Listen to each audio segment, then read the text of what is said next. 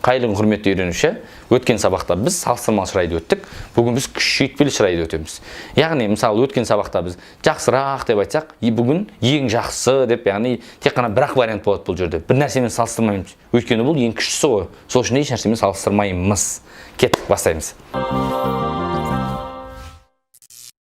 Окей. Superlative adjectives дейді, яғни күшейтпелі шырай. Күшейтпелі шырай қалай жасалады? Өткен сабақта дұрыс түсінген болсаңыз, бұл сабақ өте оңай болады сіз үшін.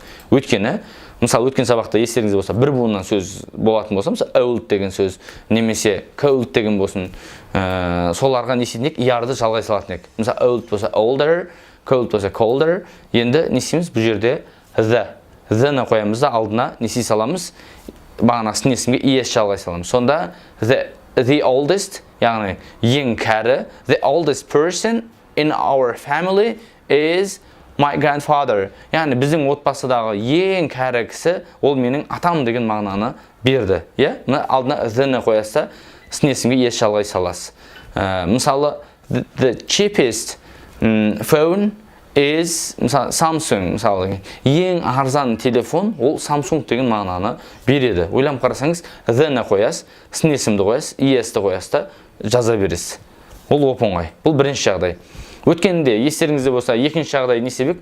Екі буыннан тұрып, одан көп болатын болса, не істейтін едік? Алдына more-ны қоятын едік. Енді бұл жолы the most-ті қоямыз. Мысалы, the most important thing, яғни ең важный, мысалы, зат, маңызды зат, is your life, сенің өмірің. Ойланып қарасақ не істедік? Ең деген мағынаны қолдандық.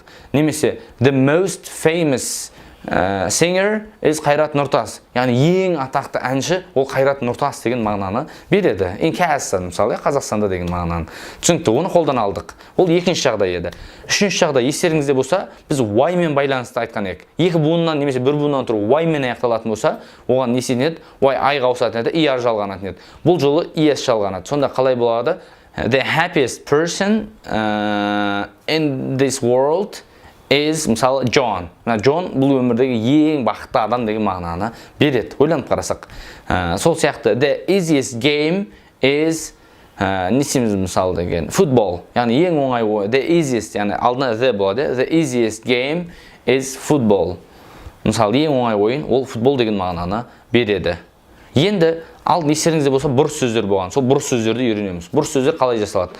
Бұрыс сөздер good дегеннің бұрысы ол не істейді? Better, яғни жақсырақ деген мағына. Енді ең күшті деген the best. Мысалы, the best player in our team is Cristiano Ronaldo. Мысалы, біздің командадағы ең мықты ойыншы ол Cristiano Ronaldo деген мағына. Мысалы, ең деген мағына аласыз, ең жақсы дегенді қолданатынымыз, the best қоясыз, басқа нәрсені қоясыз затты. The best computer is, мысалы, MacBook мысалы деген, мысалы ең бір күшті компьютер ол MacBook деген мағынаны беруі мүмкін. Жай ғана бір мысал ретінде айтып жатырмын.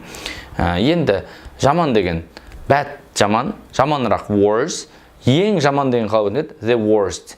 The worst player is, мысалы айтайық, Пике, мысалы. Ең жаман ойыншы ол Пике деген мағына. Жай ғана бір мысалы Барса фандар болса ренжіп қалып жүрмесін, осылайынан жасауға болады. Яғни the worst деген өте жаман деген мағынаны береді. Немесе the worst student, мысалы ең жаман студент деген мағына. The worst student is, мысалы, Жанар деген сияқты. Жай ғана мысал.